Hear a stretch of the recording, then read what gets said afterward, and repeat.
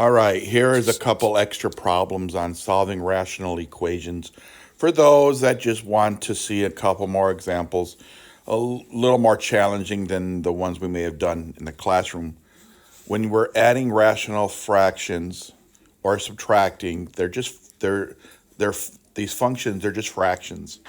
So when you add fractions, subtract fractions, the best thing to do is to find a common denominator. And the least common denominator is always preferred. Sometimes that's harder to do, so you have to judge it out. But I'm going to keep the left side alone because it's already just a simple fraction. But the other side, if you think about what the denominators are, like when you're finding a common denominator, you have to have them factored. Well, the x is already factored, so I'm going to leave x. But the x squared plus 2x could be rewritten as factor out the x, leaving an x plus 2. So you notice there's two factors.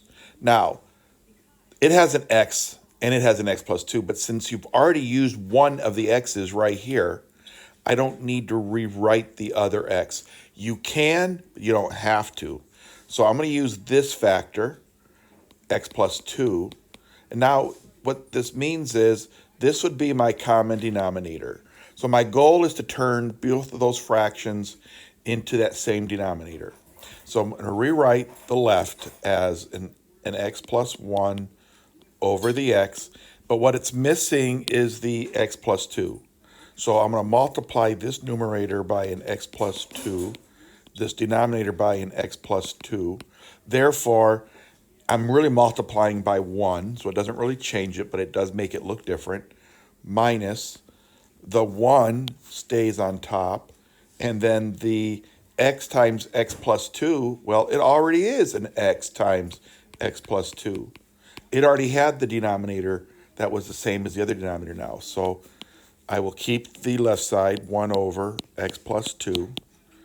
I will now keep the common denominator, which is an x times an x plus 2, x times an x plus 2.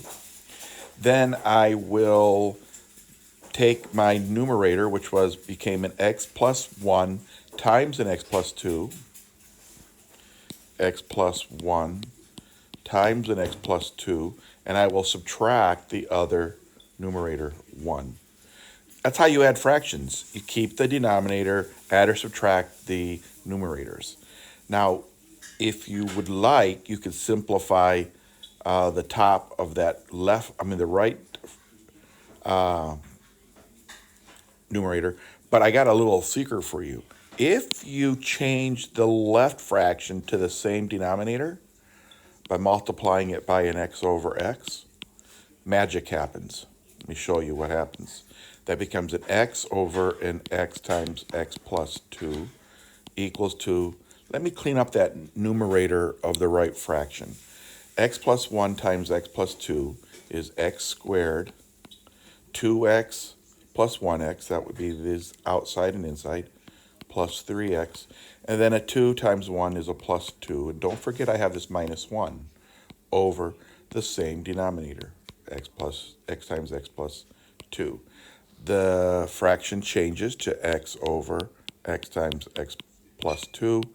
The right side has a 2 minus a 1, so you can take those two and put them together. X squared plus 3x plus 1 divided by the x times x plus 2. Now, I never multiply the denominators together. It doesn't really matter. Now, you have to understand one thing. X cannot be a 0. That's called extraneous because that would make that undefined. X cannot be negative 2 as well because negative 2 plus 2 would also be 0. Keep this in mind in case one of our answers come out to those. Now, this is where I do magic. Abracadabra, the denominators just go away. When you multiply both sides by that same denominator, you're left with x equals to x squared plus 3x plus 1. Since it's a quadratic, you got to get the x on the other side. So 0 equals to x squared. Subtract x plus 2x plus 1. And let's see. I think this is a perfect square trinomial. 0 equals to an x plus 1 times x plus 1, meaning x plus 1 squared. That's what a perfect square trinomial gives you. So 0 equals to x plus 1 squared. I square root both sides. I got 0 still equal to the x plus 1. I got rid of the square. X has to be a negative 1.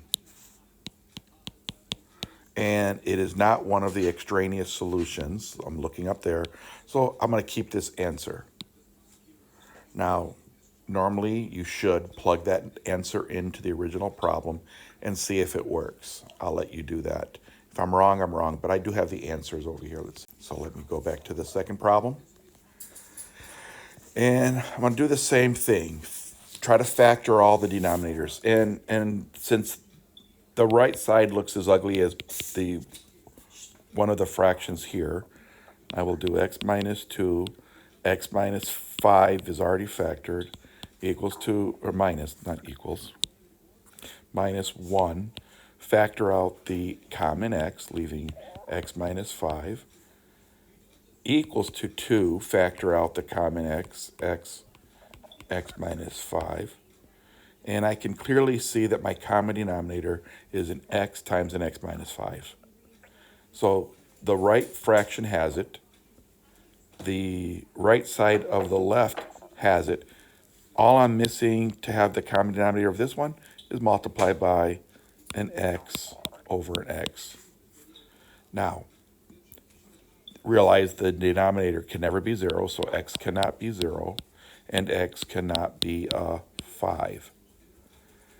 Right about now, I do my hocus pocus, abracadabra, the denominators go away since they're all the same. I have x times x minus 2 minus the 1 equals to the 2. Distribute the x, that's x squared minus 2x minus 1 equals to 2.